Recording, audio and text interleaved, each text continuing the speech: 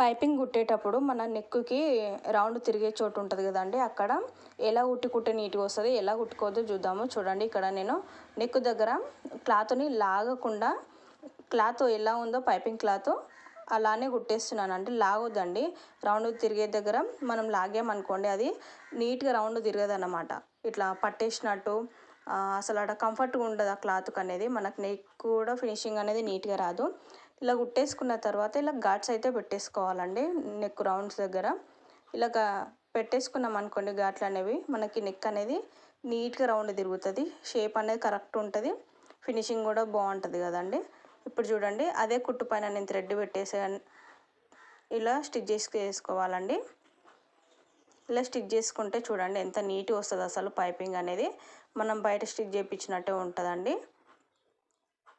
చూడండి, ఇలా స్టిచ్ చేసుకుంటూ అయితే వెళ్ళాలండి. నచ్చితే కనుక లైక్ ఇవ్వండి, ఛానల్ని సబ్స్క్రైబ్ చేసుకోండి ఫ్రెండ్స్.